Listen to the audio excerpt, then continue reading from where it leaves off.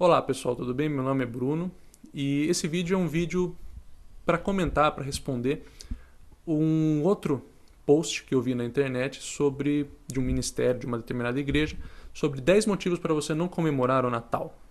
Para todo cristão, em especial os cristãos evangélicos, mas para que todo cristão não tenha contato com o Natal e repudie qualquer tipo de símbolo que faça parte do Natal, incluindo a própria data do Natal.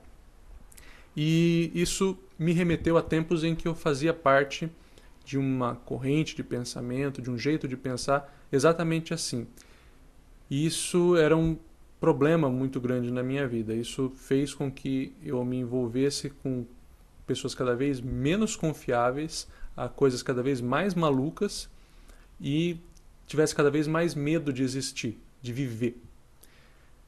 E a gente vê muitos evangélicos cantando aquela musiquinha: A alegria está no coração de quem já conhece a Jesus. A verdadeira paz só tem aquele que já conhece a Jesus. Só que quando a pessoa vive num evangelho místico desse jeito, supersticioso, a última coisa que ela tem é paz e alegria. Porque ela vive procurando, como o próprio autor do post diz, desse ministério diz, pontos de contato do maligno na sua vida. Então, ele diz que a guirlanda, a árvore de Natal, o presépio e qualquer outra simbologia que aparece, incluindo a própria data 25 de dezembro, tem origens pagãs em culturas babilônicas, em culturas romanas e assim por diante. E isso faz com que elas sejam, a interação do cristão com esses símbolos e datas, faz com que ele seja contaminado e abra espaço para maldição e para entidades malignas atuarem na sua vida e destruírem a sua vida. E é muito difícil viver assim, porque a todo momento surge um novo guru, um novo pastor, um novo ex alguma coisa, que traz uma revelação sobre isso é pecado, isso é ponto de maldição, isso é contaminação, isso tem uma origem pagã, então você tem que fugir disso. A última que eu ouvi foi do Ratimbun, que não se pode cantar parabéns para você e cantar Ratimbun, porque Ratimbun tem a ver com um encantamento egípcio antigo que diz eu quero que você morra em egípcio, alguma coisa assim. Eu conheço gente que não cantava mais. Depois que ouviu isso, não conseguia cantar Ratimbum. Parava no Parabéns para você, nessa data querida, blá blá blá. Quando chegava no Ratimbum, ela ficava quieta. A pessoa não conseguia cantar, porque ela achava que ia trazer maldição para a vida dela e para o outro, para o aniversariante. Sendo que o Ratimbum tem uma origem muito menos nobre e muito mais brasileira. Depois vocês procuram na internet sobre a origem do Ratimbun no Parabéns para você, do é pique, é pique, é pique e assim por diante, que não tem nada a ver com mitos egípcios. Só que isso faz muita gente ficar neurótica. A última coisa que esse tipo de evangelho místico traz é paz e alegria que a gente canta na musiquinha, né? O sentimento mais precioso que a música diz, o sentimento mais precioso de quem já conhece Jesus, né? Então, esquece. Você fica, como eu já fiquei, atormentado, neurótico, o tempo todo procurando o que pode estar trazendo mal para a sua vida. Porque se você não está decolando na sua vida sentimental, financeira, espiritual, profissional, etc., é porque alguma coisa de errado está ao seu redor. Você está consumindo, tendo contato com alguma coisa maldita, alguma coisa carregada de maldição e abrindo espaço para entidades malignas. Só que isso não é vida. Não é a vida que Jesus promete. Jesus promete, eu sou o caminho, a verdade e a vida. E quando ele usa a vida, a palavra que é usada no Novo Testamento é zoe, que é uma palavra grega que significa uma vida plena. É diferente de bios. Bios é uma vida, em grego, é a vida biológica, é a vida do dia a dia. Não, zoe é uma palavra que destaca a vida plena, a vida em abundância, a vida pacificada no seu coração. Então, se nós falamos que Jesus é uma coisa boa para trazer para a sua vida, ela não pode trazer neurose, ela não pode trazer esse sentimento de perseguição, de que tem sempre alguma coisa tentando me pegar.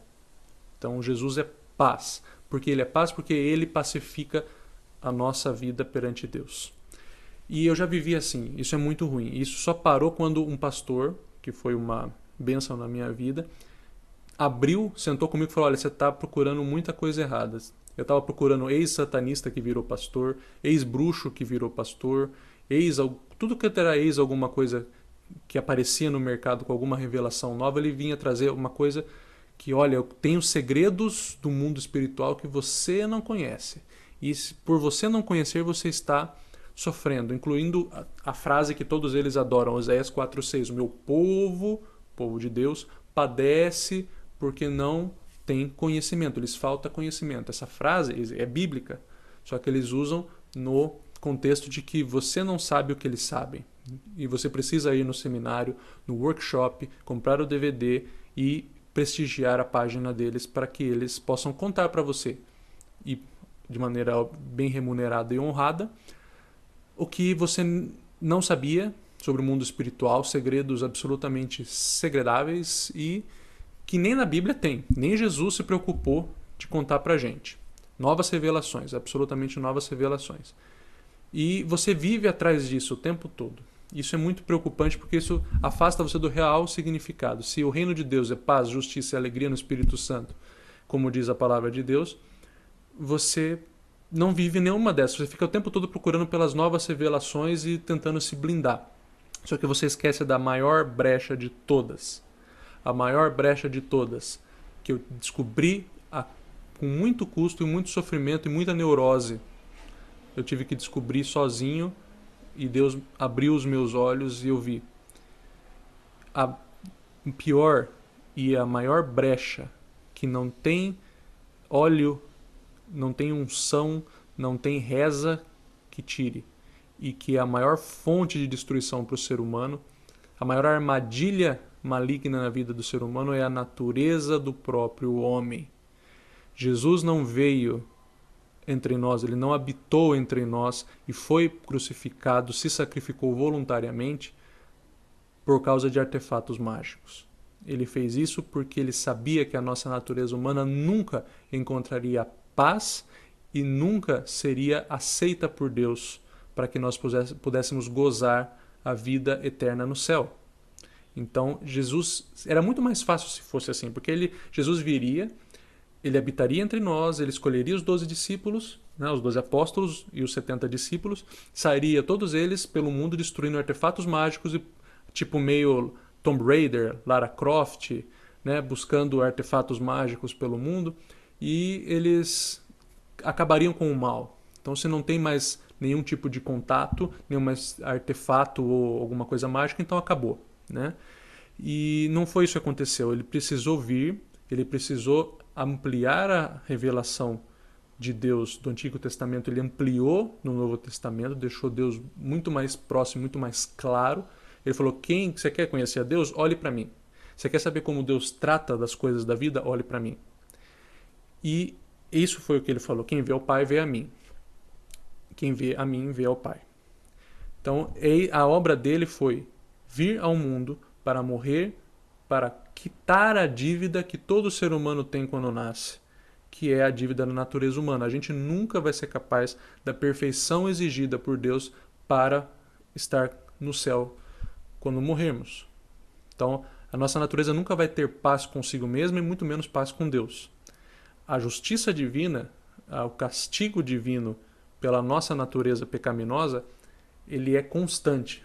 E a misericórdia de Deus, o fato dele não dar aquilo que nós merecemos, que é justiça, que é castigo, é graças ao sacrifício de Jesus. Então, nós precisamos comemorar o Natal? Sim, claro que precisamos comemorar o Natal, porque o Natal é o começo da melhor e da maior história que a humanidade já viu, que é a redenção, a revelação plena de Deus através de Jesus e a redenção dos nossos pecados através do sacrifício voluntário dele na cruz.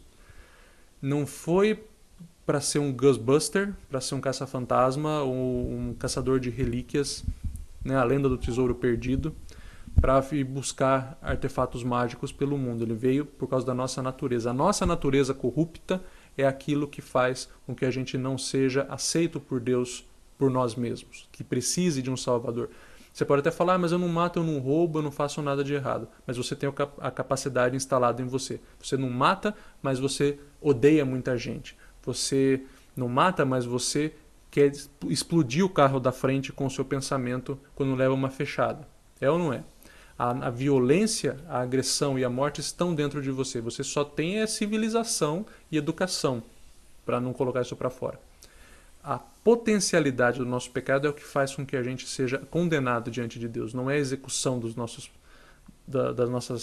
maldades, mas sim o potencial que nós temos.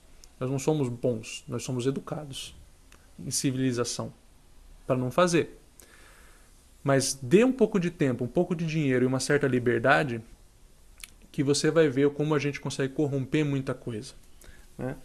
E aí, para sair desse ninho de pensamentos supersticiosos, esse terror que passa na cabeça de quem vive procurando brecha, procurando pontos de contato com o maligno, de artefatos malignos, artefatos malditos e assim por diante.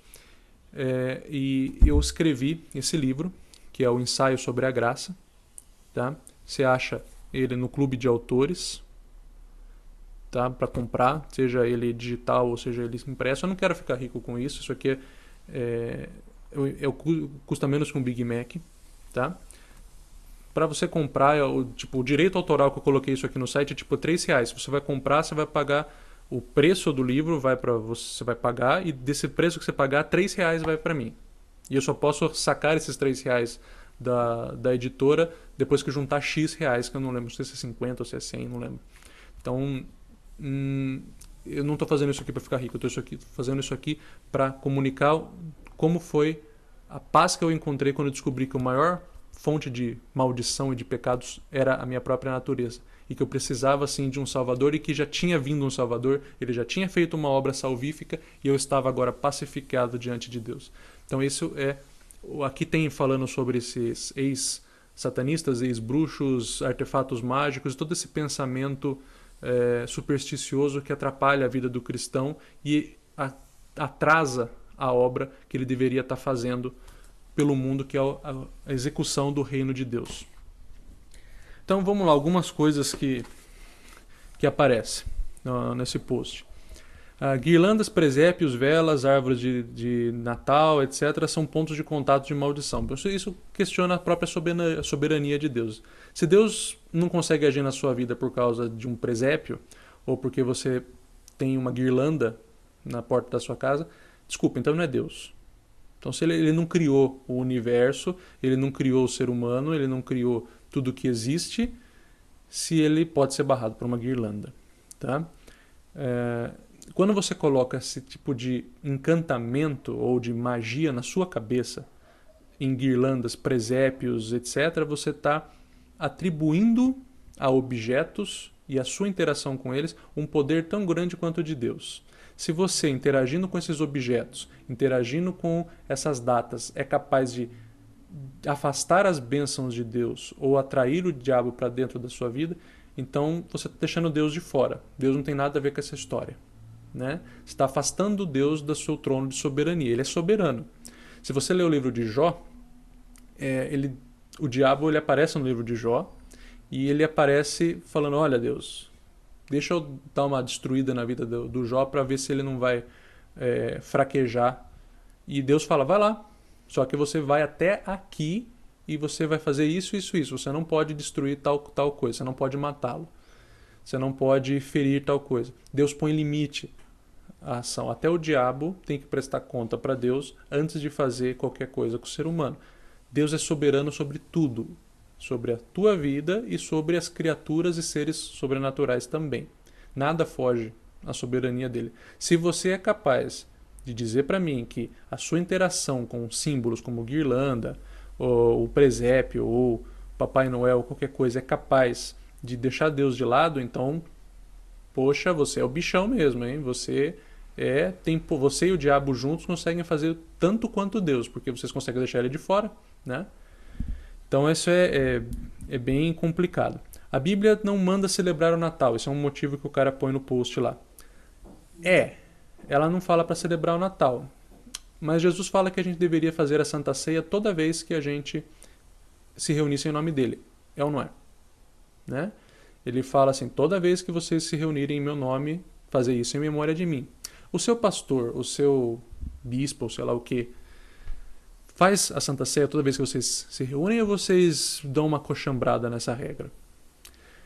Jesus também não fala de tocar guitarra, bateria no louvor, no momento de música dentro da igreja. Isso não tinha nem no Antigo Testamento, nem no Novo, guitarra, baixo, saxofone, isso não tem. Porque não aparece, vocês também fazem vista grossa, ou não. Nem o Antigo nem o Novo Testamento falam sobre o pastor usar terno e gravata. Embora o Antigo Testamento deixe bem claro que os sacerdotes, aqueles que são os arautos de Deus na terra, que deveriam trazer a mensagem, a interpretação, profetas, etc.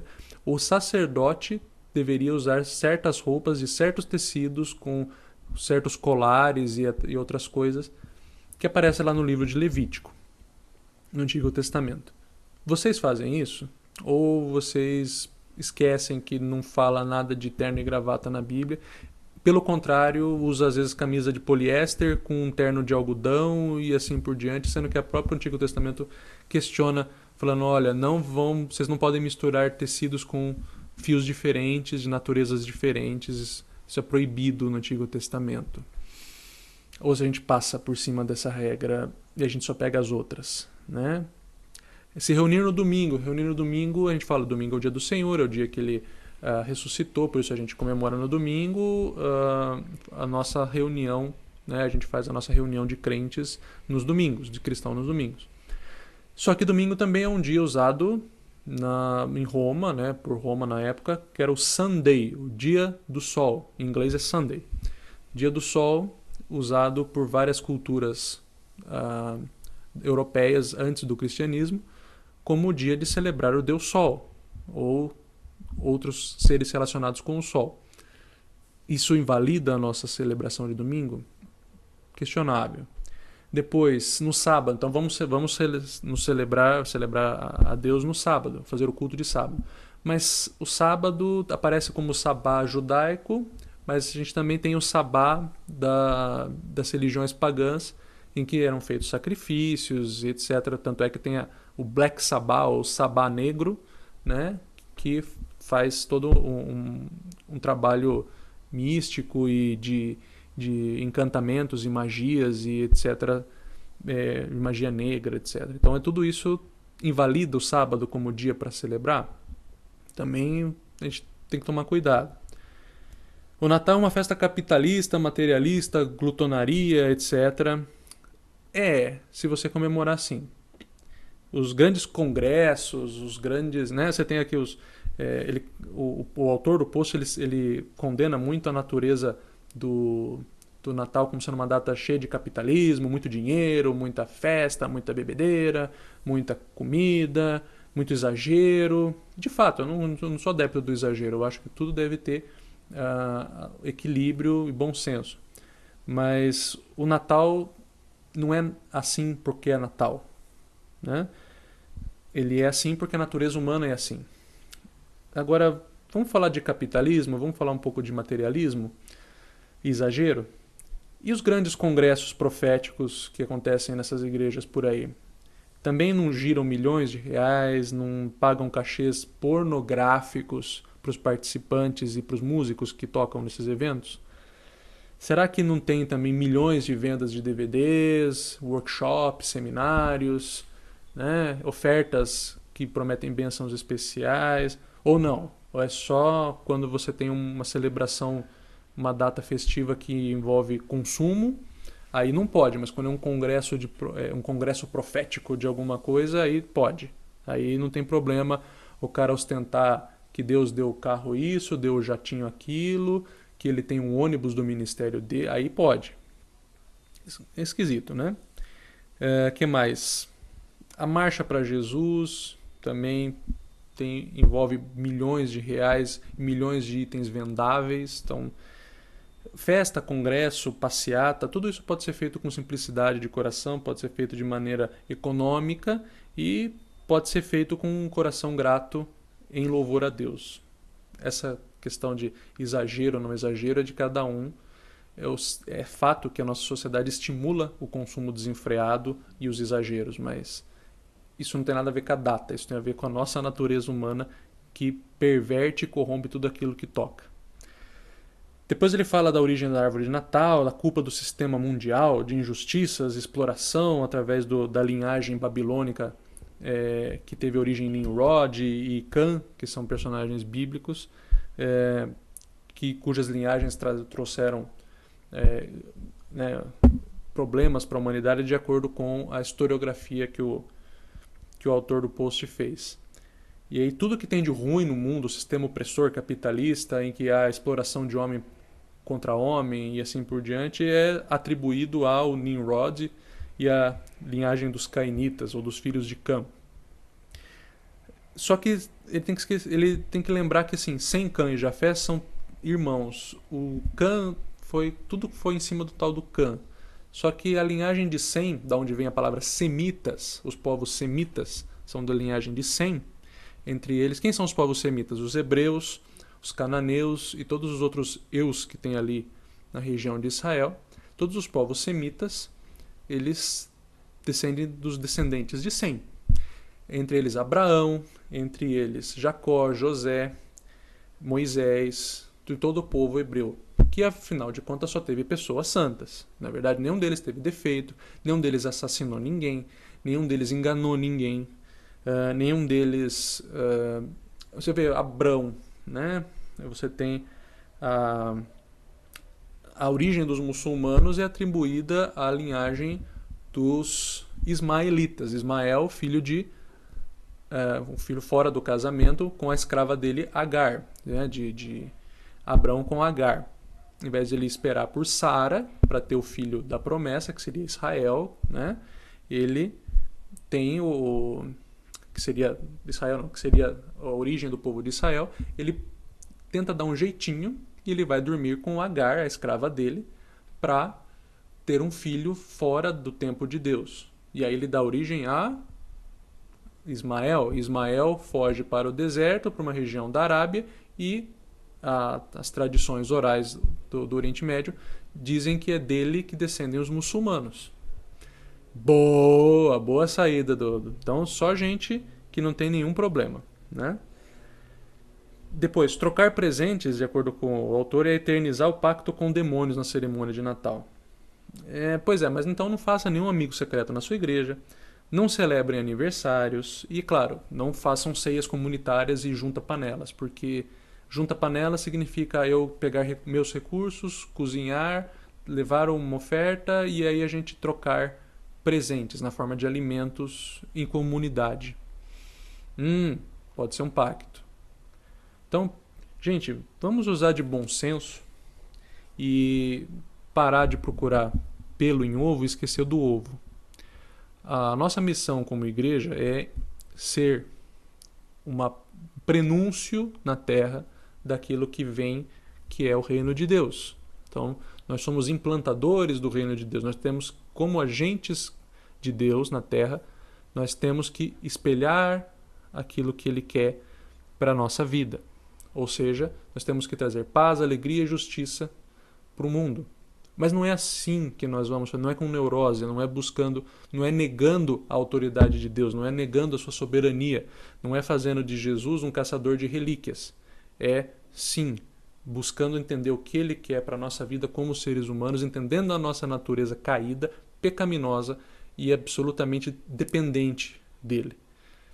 A gente não tem força espiritual, material, etc., para sair debaixo da autoridade de Deus. O diabo é uma criatura e ele, sim, ele apronta o tempo todo ao redor para nos destruir. Só que, primeiro, isso não está fora do controle de Deus, e segundo, tem um propósito de Deus para isso, e terceiro, as pessoas não caem nas ciladas, né, nas ciladas do inimigo, do diabo, porque ele é mau, mas porque elas são más.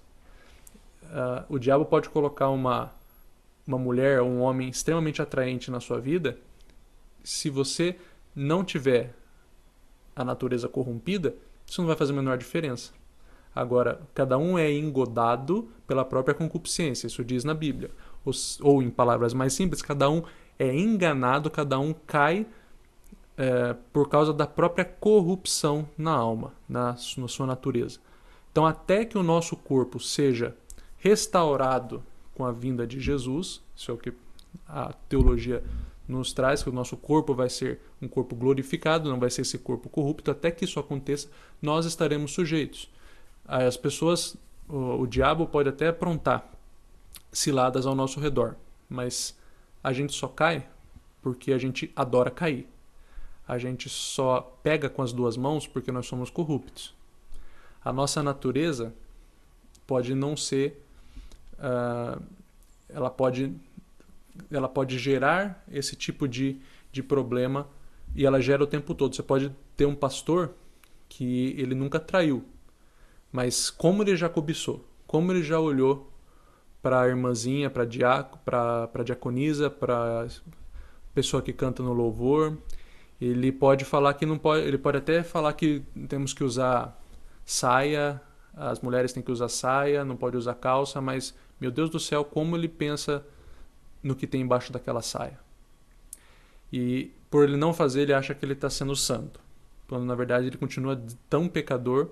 A diferença são só as consequências do que ele está fazendo, mas a pecaminosidade e a condenação já estão sobre ele, mesmo ele não fazendo nada. Essa é a nossa natureza, graças a Adão e Eva, né? Nós herdamos esse tipo de corrupção. Então fica essa mensagem: as datas, a guirlanda, o presépio, não tem poder algum em si, mas nós gostamos de colocar o poder maligno nesses objetos para a gente poder tampar os nossos olhos e não olhar para a nossa maior brecha, que é a nossa natureza humana. Eu gostaria de recomendar também que você desse uma olhada no meu livro novo, que é o Da Porta para Fora, tá? Quando o Evangelho encontra a rotina. E eu falo justamente sobre essa questão do ser humano e o simbolismo, o ser humano e a sua natureza corrupta. E é o segundo livro, né? O Ensaio sobre a Graça foi o primeiro, que foi de 2014, 2015, e esse de 2017 é o Da Porta para Fora. Gente, acho que é isso. Datas não são fonte de maldição. Objetos não são fonte de maldição. A sua natureza é a tua maior armadilha. E é para isso que você precisa desesperadamente de um Salvador e do Espírito Santo, que é Deus habitando no seu coração e te ajudando a tomar decisões melhores e mais apropriadas para o reino de Deus. Espero que você guarde isso no seu coração e não caia no misticismo, não atribua a nada além de Deus poder sobre a sua vida. Um abraço, fiquem com Deus, Deus os abençoe e vigiem para ser como ele foi, o nosso irmão mais velho, né? O nosso primogênito dentre muitos, Jesus Cristo, nosso Senhor. Beijão e até mais.